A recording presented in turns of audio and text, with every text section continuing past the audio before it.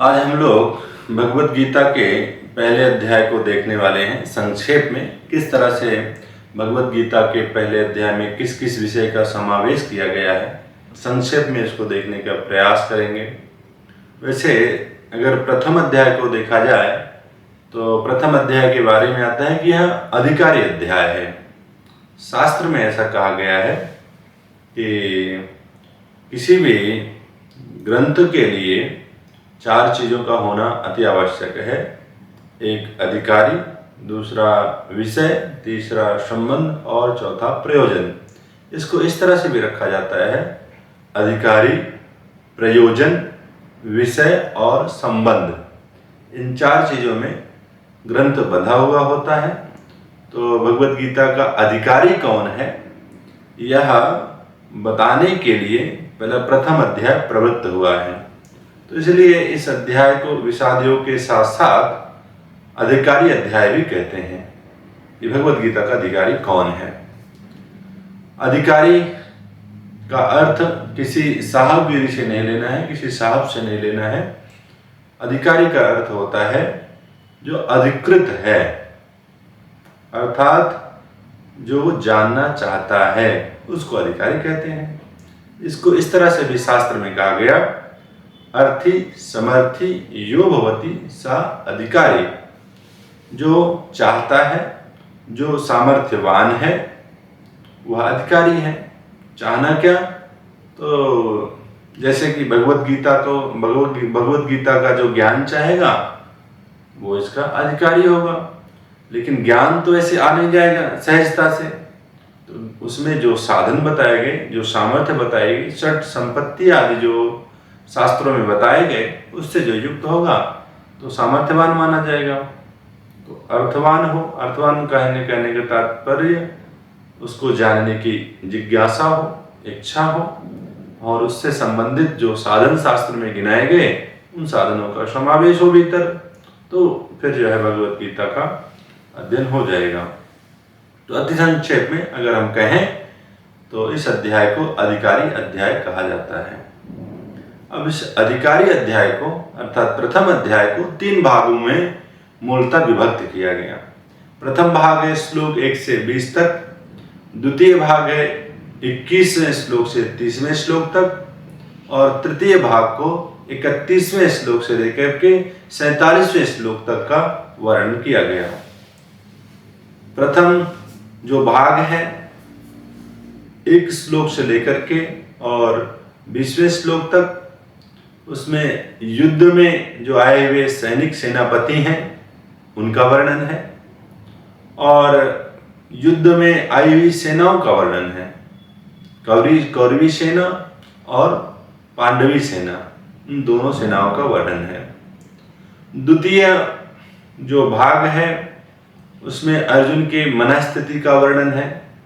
उसकी मनस्थिति कैसी है, उसके जीवन में मानसिक संघर्ष कैसा है, उसका वर्णन किया गया है। और तृतीय भाग में इस भगवत गीता के प्रथम अधिकारी प्रकरण में तृतीय भाग में आत्मसमर्पण रूप, अर्थात अपने को अर्जुन आत्मसमर्पित कर देता है। किसके आगे, तो जो भी परिस्थिति है उसके आगे, उस परिस्थिति के आगे आत्मसमर्पण रूप यह तीसरा अध्याय है। अब थोड़ा सा विस्तार से इस अध्याय को देखें।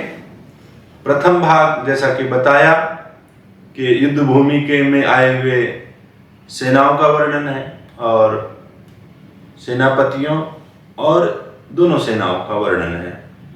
तो सेनाओं का, सेनापतियों का और युद्ध भूमि का वर्णन है। तो धर्म क्षेत्र में यह युद्ध प्रारंभ हुआ, कुरुक्षेत्र में यह युद्ध प्रारंभ हुआ। तो कुरुक्षेत्र, कुरु बोलते हैं जीव को, तो जीव का जो क्षेत्र है उसको कुरुक्षेत्र बोलते हैं। जीव का क्षेत्र कौन है, यह शरीर है।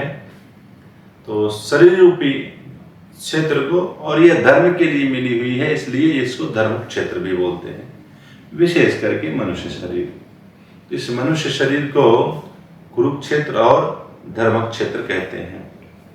किसी भी मनुष्य का शरीर अधर्म के लिए नहीं मिला हुआ है, केवल और केवल धर्म करने के लिए ही मिला हुआ है।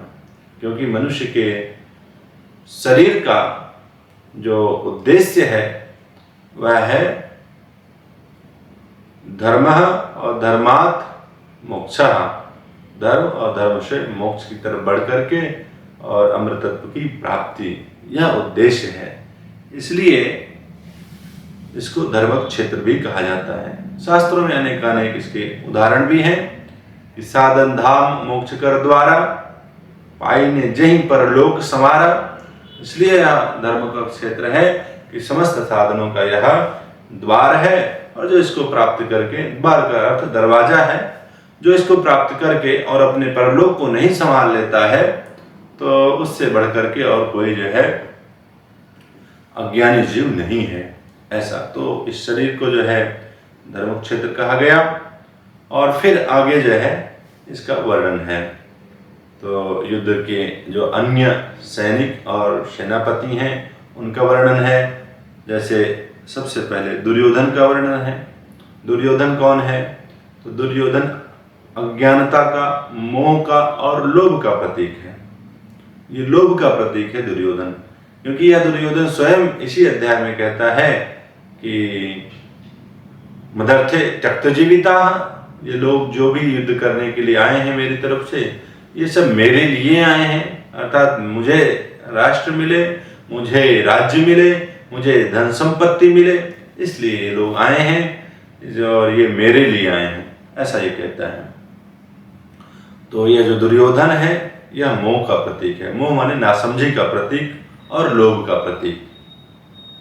फिर आगे संजय भी आया है इसी प्रसंग में। संजय को विवेक का प्रतीक कहते हैं।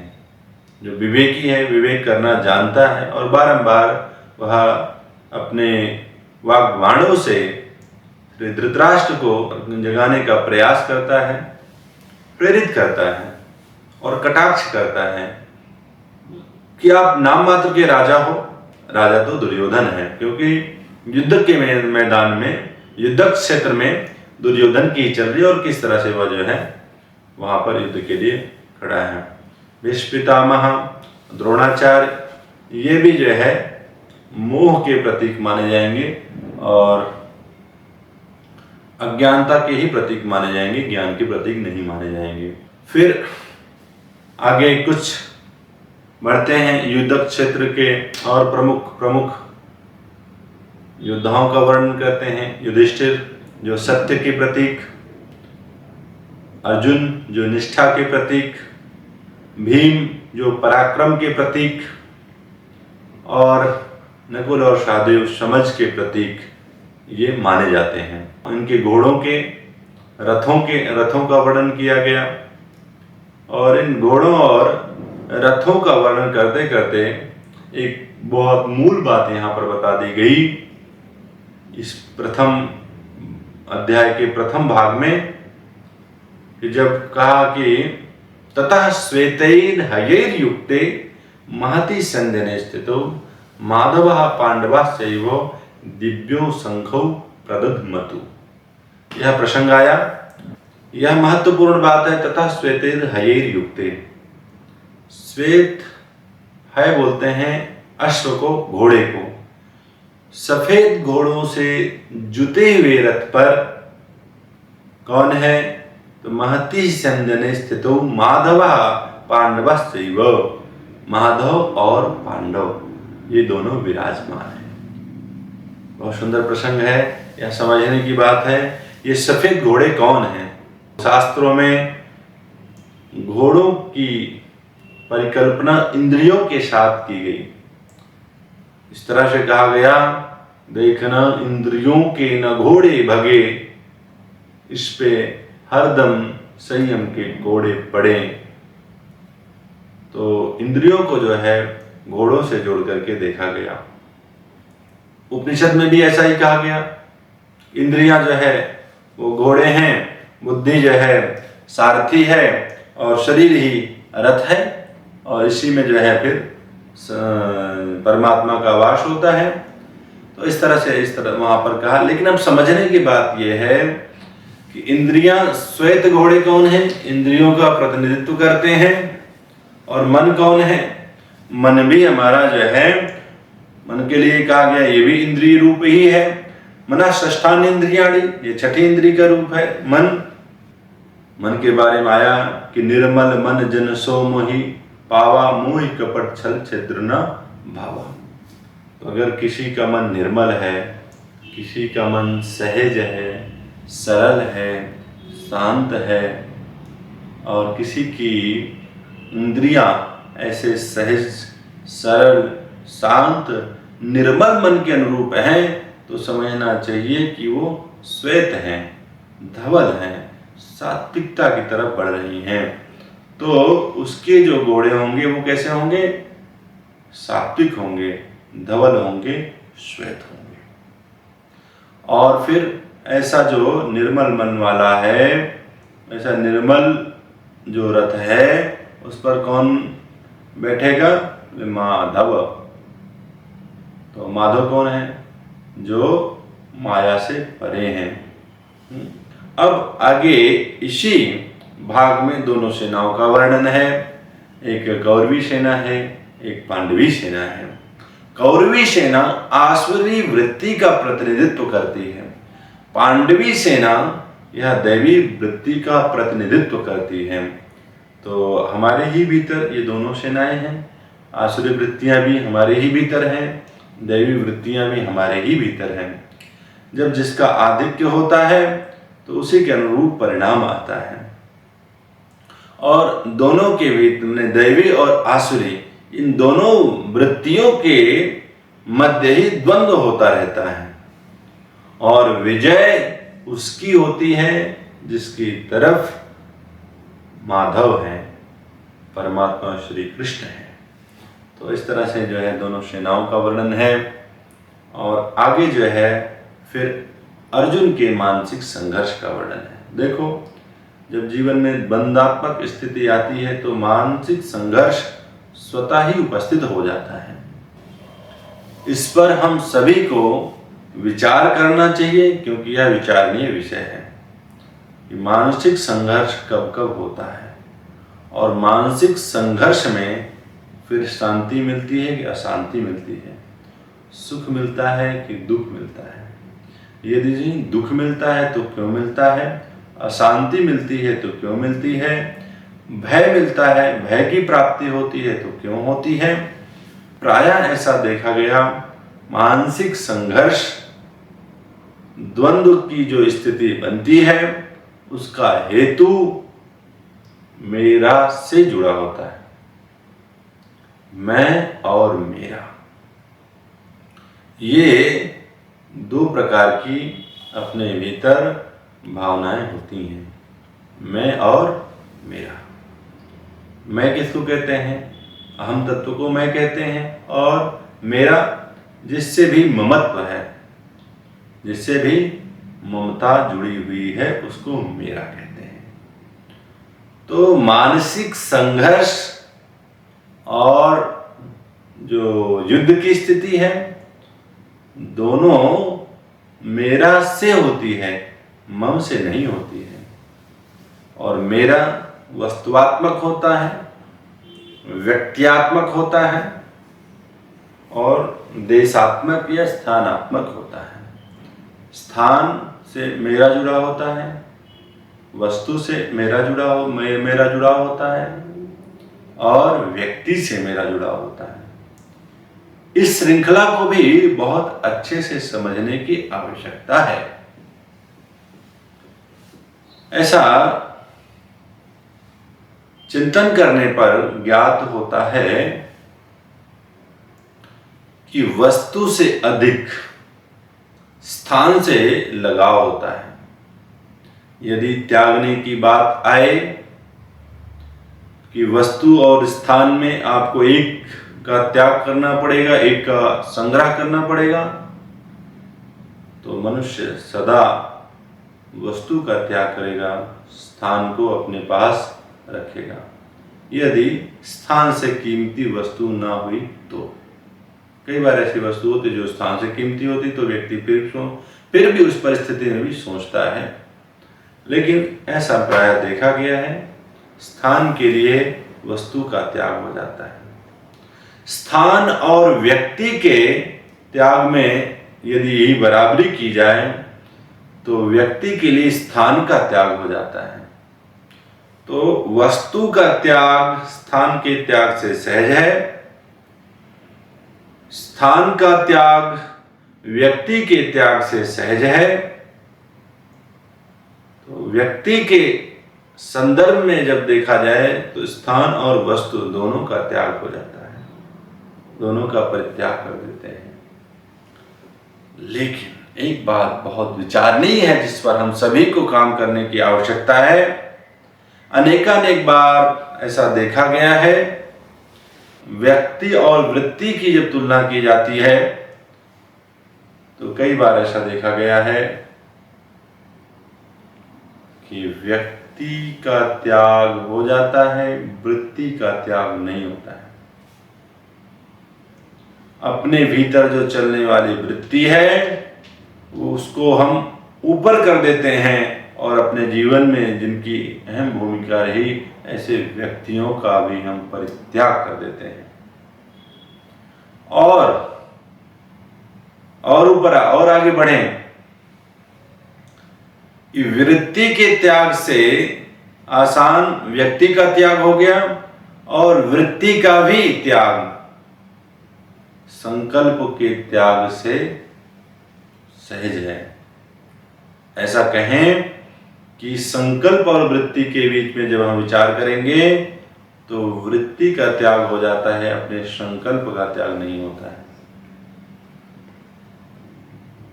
सर्व संकल्प संन्यासी, जो सभी संकल्पों का त्याग कर दिया वही सन्यासी है, वही ज्ञानी है, वही समझदार है। यह एक क्रम है, वस्तु से श्रेष्ठ स्थान, स्थान से श्रेष्ठ व्यक्ति, व्यक्ति से श्रेष्ठ विचार, विचार से भी श्रेष्ठ संकल्प है। जो श्रेष्ठ होता है हम उसको अपने पास रखना चाहते हैं और जो श्रेष्ठ नहीं होता है उसको हम परित्याग कर देते हैं सहजता से। अब किसी के मन में यह प्रश्न आ सकता है, नहीं हमारे जीवन में व्यक्तियों का त्याग नहीं होता है। अरे ईमानदारी से देखना, ईमानदारी से अपने भीतर विचार करना कि अपने विचारों के आगे कितने व्यक्तियों का त्याग हो गया, कितने संबंधों का त्याग कर दिया, अपने विचारों का हमने त्याग नहीं किया। कितने व्यक्तियों का त्याग कर दिया और कितने विचारों का त्याग कर दिया। विचार बड़े उत्तम थे लेकिन अपने संकल्प के कारण हमने उन विचारों का परित्याग कर दिया। बड़े उत्तम विचार थे लेकिन नहीं, हमने संकल्प ले रखा था। ये समझने की बात है। अब जो हमारे जीवन में मानसिक संघर्ष आता है, जिस तरह से आज अर्जुन के जीवन में मानसिक संघर्ष उपस्थित हो रखा है, उसका प्रमुख कारण कौन है? उसका प्रमुख कारण अर्जुन के मन में राज्य की कल्पना है। और राज्य की कल्पना क्यों? राज्य की कल्पना अर्थात स्थान की कल्पना है, वस्तु की कल्पना है। उसके पीछे प्रयोजन क्या है? अपने लोगों को सुखी करना, अर्थात व्यक्तियों की भी परिकल्पना है। उसके भीतर भी अपने लोग हैं, पराये लोग हैं, उसकी कल्पना है। उसी के कारण युद्ध की स्थिति है, उसी के कारण मानसिक संघर्ष है। जहां पर भेद वृत्ति होगी, जहां पर द्वैत बुद्धि होगी, जहां पर जो है इस तरह की परिस्थिति उपस्थित होगी, वहां पे मानसिक संघर्ष निश्चित है, अवश्यंभावी है। यह बात हम सभी को बहुत अच्छे से समझ लेने की आवश्यकता है। तो इस तरह से अर्जुन के मानसिक स्थिति को 20 से लेकर के 30 श्लोकों तक बताया।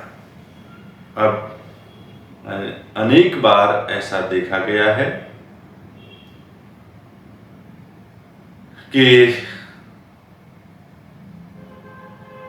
मानसिक संघर्ष की स्थिति में व्यक्ति के लिए, साधक के लिए जो श्रेयस्कर है उसका परित्याग हो जाता है और जिसे ममत्व होता है, जिसे लगाव होता है, उसको स्वीकार कर लेता है, भले ही वो श्रेयस्कर ना हो।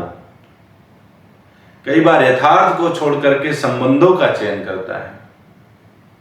तीसरे भाग में आत्मसमर्पण रूप मानसिक संघर्ष होता है, तो प्रायः मनुष्यों को देखा गया है कि उस संघर्ष के प्रति अपने आप को समर्पित कर देते हैं। उस द्वंद्व में अपने आप को ऐसे ढीला छोड़ देते हैं कि उनको ऐसा लगता है कि अब तो जीवन गया, अब तो जीवन में कुछ है ही नहीं। लेकिन जो धीर होते हैं, जो विवेकी होते हैं, जो संघर्षशील होते हैं, वो अपने आप को समर्पित नहीं करते हैं। अर्जुन कैसा है? धीर है, विवेकी है, संघर्षशील है, और ये अपने आप को उस परिस्थिति के सामने समर्पित करता है, लेकिन केवल परिस्थिति के आगे समर्पित नहीं करता है, उससे निकलने का प्रयास भी करता है। इसी के परिणाम स्वरूप वो परमात्मा श्री कृष्ण से कहता है कि अब आप मार्गदर्शन करो। इस श्रेयस्या निश्चितम भूय तन्मे, जो श्रेयस्कर है उसके लिए मुझे प्रेरित करो, यह उसका आशय है। तो इस तरह से जो है प्रथम अध्याय का हम लोगों ने सार संक्षेप में देखा। आगे हम इस अध्याय को विस्तार से भी देखेंगे और इन विषयों को विस्तार से भी देखेंगे। तो अभी के लिए हम लोग इस अध्याय को यहीं पर पूरा करते हैं। हरि ओम।